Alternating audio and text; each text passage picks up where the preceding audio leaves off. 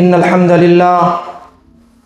لله نحمده ونستعينه ونستغفره ونؤمن به ونتوكل عليه ونعوذ بالله من كل شرور أنفسنا ومن سيئات أعمالنا من يهده الله فلا مضل له ومن يضلله فلا هادي له ونشهد أن لا إله إلا الله وحده لا شريك له ونشهد أن محمدًا عبده ورسوله أرسله بالحق بشيرًا ونذيرًا بين يديه الساعة أما بعد فإن خير الحديث كتاب الله وخير الهدي هدي محمد صلى الله عليه وسلم وشر الأمور محدثاتها وكل محدثة بدعة وكل بدعة ضلالة وكل ضلالة في النار فأعوذ بالله السميع العليم من الشيطان الرجيم بسم الله الرحمن الرحيم يا أيها الناس اتقوا ربكم الذي خلقكم من نفس واحدة وخلق منها زوجها وبث منهما رجالا كثيرا ونساء واتقوا الله الذي تساءلون به والأرحام إن الله كان عليكم رقيبا وقال تعالى يا أيها الذين آمنوا اتقوا الله حق تقاته ولا تموتن إلا وأنتم مسلمون وقال تعالى يا أيها الذين آمنوا اتقوا الله وقولوا قولا سديدا يصلح لكم أعمالكم ويغفر لكم ذنوبكم ومن يطع الله ورسوله فقد فاز فوزا عظيما جملہ ہر قسم کی اچھی اور سچی تعریف، بڑائی اور کبریائی، عظمت و شان مالک حقیقی کائنات کا رب اللہ عز و جل کے لیے سزاوار ہے، جس نے انسانوں کی ہدایت کے لیے اپنے بھولے ہوئے سبق کو یاد دلانے کے لیے اپنے پیدا کرنے والے معبود کے سامنے عبادت کرنے کے لیے بے شمار انبیاء اور رسول کو دنیا میں مبعوث فرمایا۔ انگن درد و سلام ہو تمام انبیاء علیہ الصلاۃ والسلام پر، بالخصوص آخری نبی محمد الرسول اللہ صلی اللہ علیہ وسلم پر، جن کی لائی ہوئی شریعت، جن کا لایا ہوا پیغام ہمارے لیے حجت اور دلیل ہے۔ بزرگان محترم، عزیزان گرامی، نوجوان ساتھیوں، پردہ نشین ماں اور بہنوں، خطبہ جمعہ کا جو موضوع ہے تقوی کی اہمیت قرآن و حدیث کی روشنی میں۔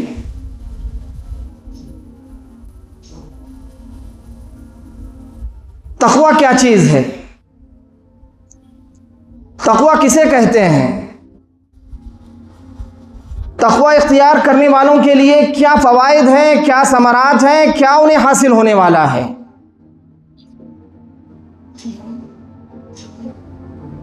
مختصر انداز میں اگر ہم جاننے کی کوشش کریں کہ تقوی کیا ہے تو آپ یہ سن لیجئے،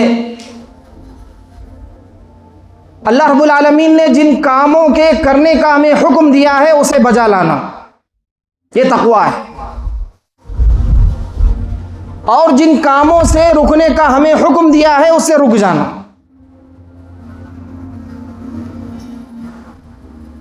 اللہ رب العالمین نے قرآن مجید کے مختلف آیتوں کے اندر، ہم نے بار بار سنا، کہیں کہا فاتقونی یا اولی الالباب، تو کہیں کہا ان للمتقین مفازا، تو کہیں کہا کہ اے ایمان والو یا ایھا الذین آمنوا اتقوا اللہ وقولوا قولا سدیدا، تو کہیں کہا یا ایھا الناس اتقوا ربکم الذی خلقکم من نفس واحدہ۔ یعنی قرآن کے مختلف آیتوں کے اندر اللہ رب العالمین نے تقوی کا حکم دیا ہے۔ اور یہ تقوی جو ہے وہ تقوی کو ایمان سے ملایا ہوا ہے. جہاں ایمان والا ہوگا وہ متقی ہوگا، جہاں ایمان والا ہوگا، رب پر ایمان لانے والا ہوگا، اسے اللہ کا ڈر ہوگا، اللہ کے سامنے کھڑا ہونے کا اسے احساس ہوگا، اس کے زندگی کا ایک ایک لمحہ اللہ کی فرما برداری میں گزرے گا. وہ چاہے خلوت میں ہو، چاہے وہ جلوت میں ہو، لوگوں کے درمیان میں ہو یا تنہا ہو، اللہ کا ڈر اس کے اندر سمایا ہوا ہوگا. یہ جو تقوی ہے نا، یہ تقوی اللہ تعالیٰ کی سب سے عظیم نعمت ہے، ہر کسی کو نہیں ملتی. مسلمان ہیں، غلط کاموں میں ملوث ہیں، بدکاریوں میں، فحاشی میں، عریانیت میں، گندے کاموں میں ملوث ہیں. وجہ کیا ہے؟ انہیں اللہ کا ڈر نہیں ہے، اللہ کی پکڑ کا احساس نہیں ہے. مرنے کے بعد رب کے سامنے کھڑا ہونے کا انہیں احساس نہیں ہے، بے خوف ہو کر زندگی بسر کر رہے ہیں. کوئی لینا دینا نہیں اللہ کے سامنے کھڑے ہونے کا، انہیں کوئی احساس نہیں ہے، اللہ کی پکڑ کا انہیں کوئی ڈر نہیں ہے. تقوی کے تعلق سے قرآن مجید نے مختلف آیتوں کے اندر اس کی اہمیت پر زور دیا. یہ جو تقوی ہے، تقوی کی اہمیت کو اجاگر کرتے ہوئے اللہ رب العالمین نے قرآن مجید نے فرمائے، جو قرآن مجید نے اللہ رب العالمین نے وصیت کی ہے پہلوں کو بھی اور بعد میں آنے والوں کے لیے بھی. اللہ رب العالمین کا ارشاد ہے، اعوذ باللہ من الشیطان الرجیم، وَلَقَدْ وَصَّيْنَا الَّذِينَ أُوتُوا الْكِتَابَ مِنْ قَبْلِكُمْ وَإِيَّاكُمْ أَنِ اتَّقُوا اللَّهَ. کیا کہا؟ ہم نے تم سے پہلے اور تمہارے بعد آنے والوں کو اور تمہیں وصیت کی ہے کہ اللہ کا ڈر پیدا کریں.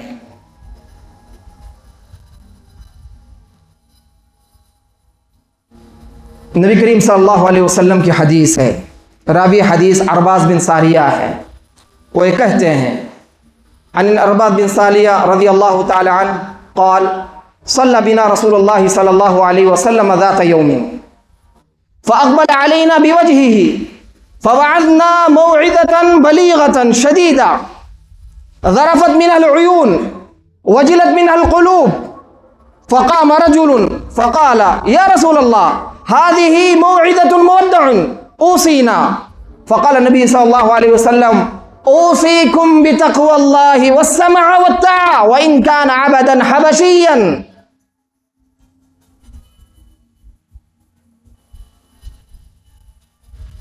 او کما قال علیہ الصلاۃ والسلام. ارباز بن سالیہ رضی اللہ تعالیٰ عنہ کہتے ہیں، ایک مرتبہ نبی کریم صلی اللہ علیہ وسلم نے ہمیں نماز پڑھائی. نماز پڑھنے کے بعد آپ صلی اللہ علیہ وسلم پلٹ کر بیٹھ گئے. آپ صلی اللہ علیہ وسلم نے ایک وعظ کیا، ایک نصیحت کی، ایک ایسا خطبہ دیا، ایسی تقریر کی، ایسا وعظ کیا جس کی وجہ سے ہمارے دل لرز اٹھے. کیا چھوٹے، کیا بڑے، کیا جوان، کیا بوڑھے، کیا عورتیں، کیا بچے، آنکھوں سے آنسو جاری ہوئے.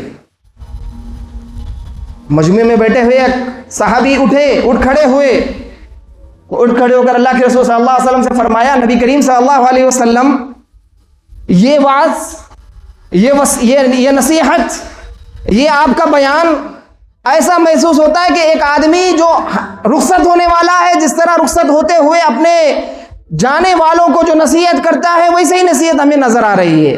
آپ ہمیں وصیت کیجئے. تو آپ صلی اللہ علیہ وسلم نے کیا کہا؟ آپ صلی اللہ علیہ وسلم نے کہا اوصیکم بتقوی اللہ. میں تمہیں وصیت کس بات کی کرتا ہوں؟ مال جمع کرنے کی نہیں، دیگر معاملات کی نہیں، وصیت کرتا ہوں اللہ کے ڈر کی. میں نے کیا کہا کہ جو اللہ کا ڈر ہے، جو تقوی ہے نا، اللہ کی سب سے بڑی عظیم نعمت ہے. تقوی کے تعلق سے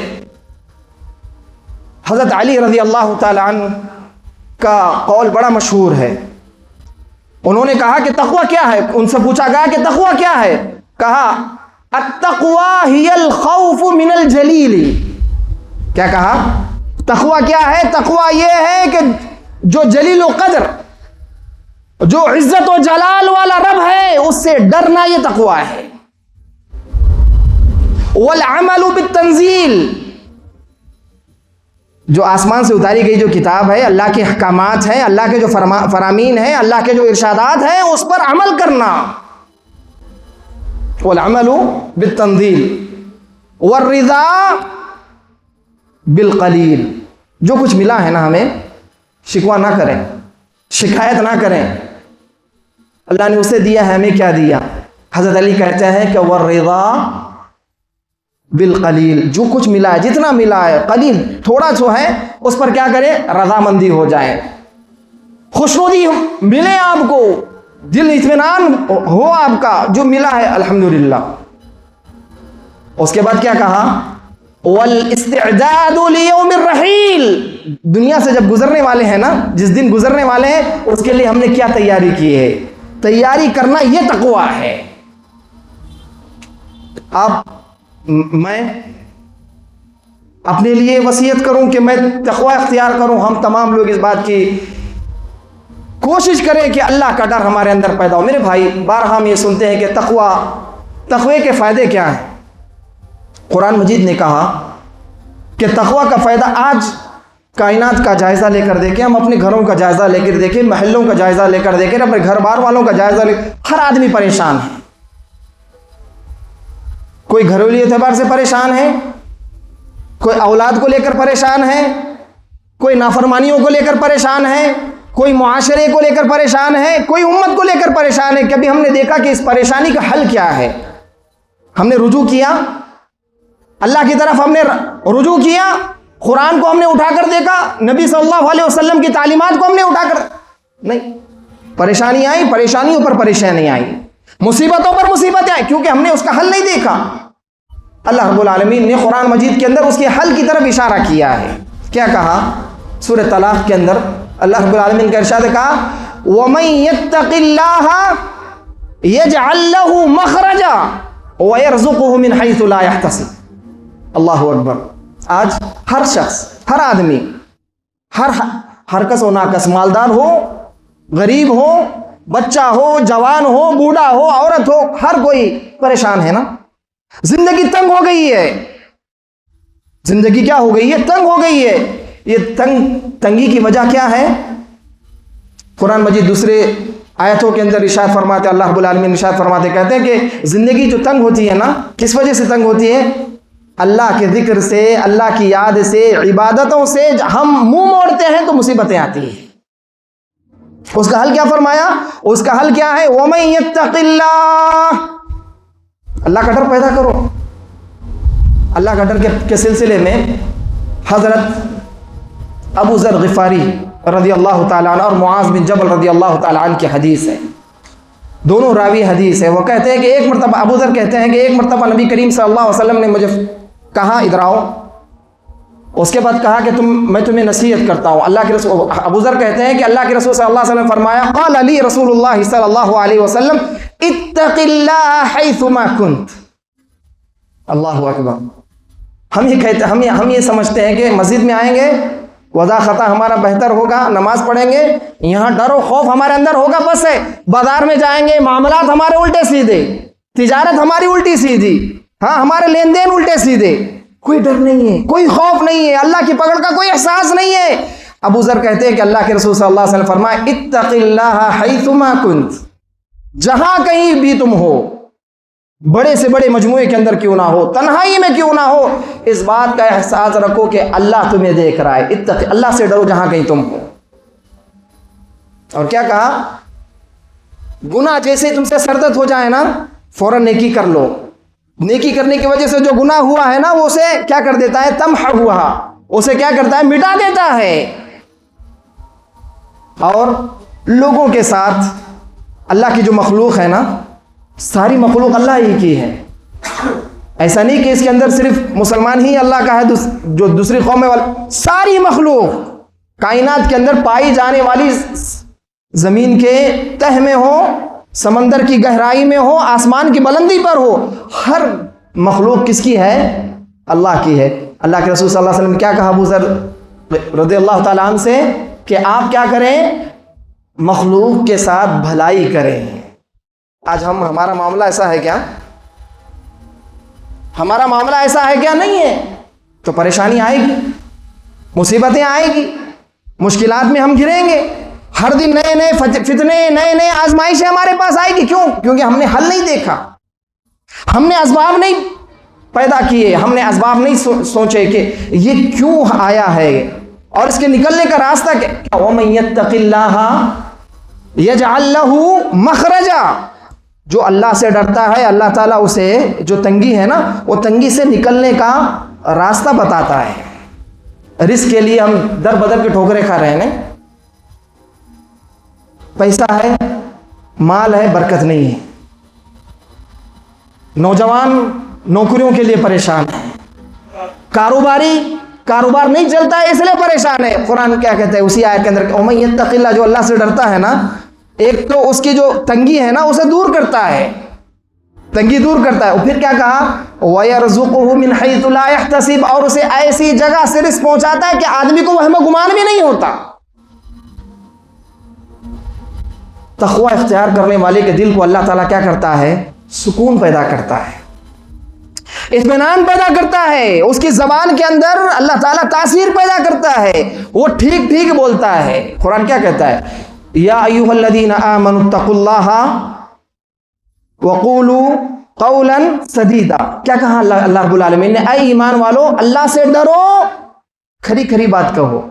ڈریں گے تبھی کھری بات کریں گے نا، اللہ کا ڈر ہوگا، اللہ کا خوف ہوگا، اللہ کی خشیت ہوگی، اللہ کے سامنے کھڑا ہونے کا احساس ہوگا، تبھی ہم لوگ زبان سے صحیح بات، ورنہ زبان میں ایک بات، دل میں ایک بات ہے، زبان میں ایک بات ہے۔ کیوں؟ ڈر نہیں۔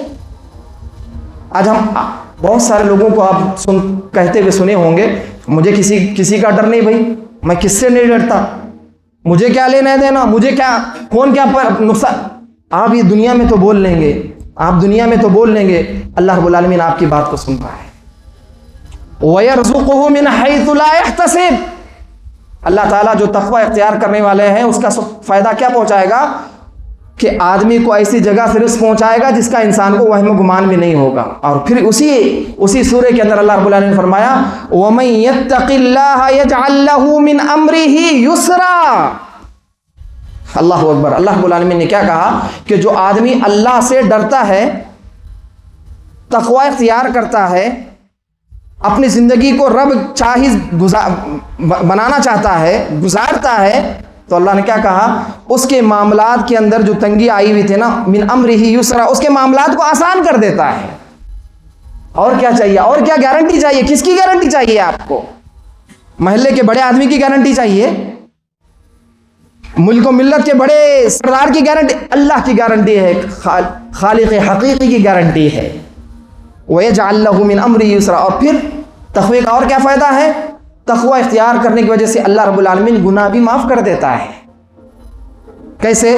سورۃ طلاق کے اندر انہی آیتوں کے اندر اللہ نے فرمایا وَمَن يَتَّقِ اللَّهَ يُكَفِّرْ عَنْهُ سَيِّئَاتِهِ وَيُعْظِمْ لَهُ أَجْرًا۔ اللہ رب العالمین نے کیا کہا؟ جو اللہ سے ڈرتے ہیں، اللہ کا تقوی اختیار کرتے ہیں، تو اللہ رب العالمین اس کے لیے کیا کرتے ہیں؟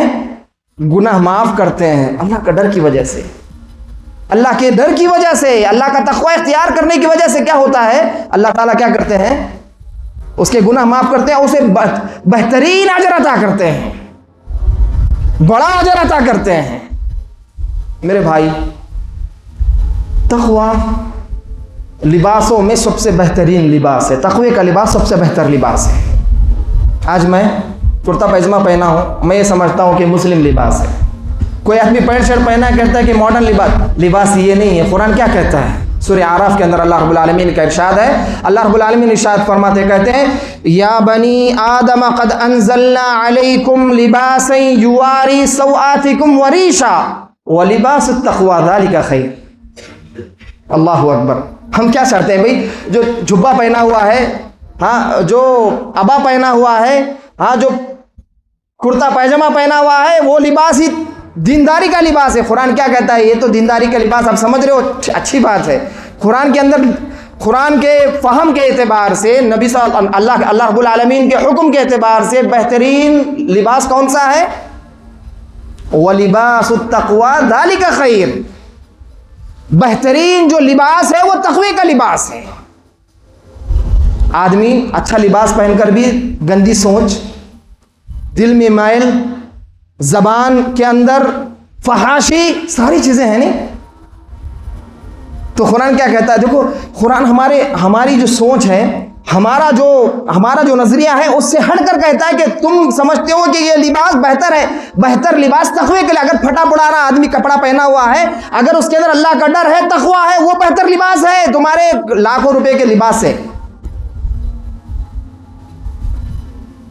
حج کے دوران بہت سارے لوگ حاجی حضرات جب حج کو جاتے ہیں تو 30 دن کا 40 دن کا زاد راہ لے کر جاتے ہیں۔ کیا لے کر جاتے ہیں؟ زاد راہ، تاکہ حج میں جانے کے بعد انہیں کوئی پریشانی نہ ہو۔ توشہ لے کر جاتے ہیں، اچار، کھانے پینے کی چیزیں، چاول، ہر چیز لے کر جاتے ہیں۔ قرآن مجید نے انہی ایام میں، یعنی حج کے ایام میں کیا کہا کہ تم لے کر جا رہے ہو زاد راہ، توشہ تم لے کر جا رہے ہو، دنیاوی توشہ لے کر جا رہے ہو، مگر ان دنیاوی توشوں میں سب سے بہترین توشہ کیا ہے؟ کیا کہا اللہ رب العالمین نے؟ فَإِنَّ خَيْرَ الزَّادِ التَّقْوَى، بہترین توشہ کیا ہے؟ معلوم ہے حاجیوں کے لیے کہا، اور ہر وہ آدمی کے لیے کہا کہ بہترین توشہ کیا ہے؟ تقوی کا توشہ ہے۔ اللہ کے رسول صلی اللہ علیہ وسلم سے پوچھا گیا، اے اللہ کے رسول صلی اللہ علیہ وسلم، جنت میں جانے والے جو لوگ ہیں ان کی بہترین عبادت، ان کے بہترین اعمال وہ کون سی چیزیں ہیں جس کی وجہ سے بہت سارے لوگ جنت میں جائیں گے؟ اللہ کے رسول صلی اللہ علیہ وسلم نے فرمایا سے جو سب سے زیادہ جنت میں جانے والے جو لوگ ہوں گے نا، وہ لوگ کون ہوں گے؟ متقی ہوں گے، تقوی اختیار کرنے والے لوگ ہوں گے، لوگوں کے ساتھ اچھے معاملات کرنے والے لوگ ہوں گے۔ اور بدترین لوگ کون ہوں گے؟ زبان کے گندے ہوں گے اور اپنی شرمگاہ کی حفاظت کرنے والے نہیں ہوں گے۔ وہ لوگ سب سے زیادہ جہنم میں جانے والے ہوں گے۔ سب سے زیادہ جنت میں جانے والے کون ہیں؟ اللہ کا ڈر پیدا کرنے والے لوگ۔ اور جہنم میں سب سے زیادہ جانے والے لوگ کون سے ہیں؟ زبان کے گندے، برے الفاظ اختیار کرنے والے، برے الفاظ بولنے والے، اور ساتھ میں اپنی چاہی زندگی بسر کرنے والے زناکار لوگ۔ الفم والفرج، اللہ کے رسول صلی اللہ علیہ وسلم نے حدیث کے اندر کیا کہا کہ سب سے زیادہ جہنم میں جانے والے جو لوگ ہیں، عورتیں ہیں، مرد ہیں، بچے ہیں، نوجوان ہیں، کون ہیں وہ؟ ایک تو زبان گندی ہوگی، اور ایک آدمی کیا؟ شرمگاہ کی انہوں نے حفاظت نہیں کی ہوگی۔ اللہ کے رسول صلی اللہ علیہ وسلم کی حدیث ہے، صحیح حدیث ہے، راوی حدیث ابو ہریرہ رضی اللہ تعالیٰ نے، اللہ کے رسول صلی اللہ علیہ وسلم فرمایا ثلاث منجیات و ثلاث مہلکات، 3 چیزیں آدمی کو نجات دینے والی ہیں، اور 3 چیزیں آدمی کو کیا کرنے والی ہیں؟ ہلاکت میں ڈالنے والی ہیں۔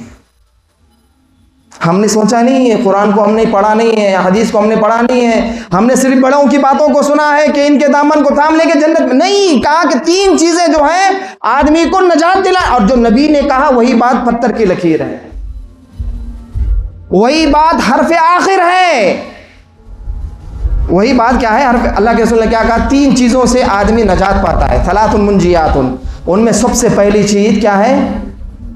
فَتَقْوَ اللَّهِ فِي السِّرِّ وَالْعَلَانِيَةِ، اللہ اکبر۔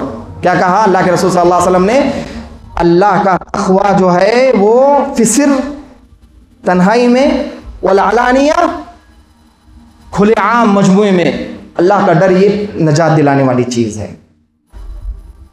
وہ اس کے بعد دوسری چیز القول بالحق فی الرضا والغضب، یعنی حق بات کہنا، چاہے آپ غصے میں ہو، چاہے آپ راضی ہو جائیں۔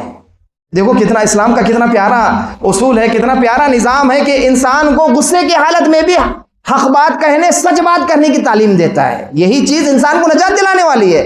ہم غصے میں جو چاہے بول دیے، جو چاہے کر، نہیں، نجات دلانے والی چیز کیا ہے؟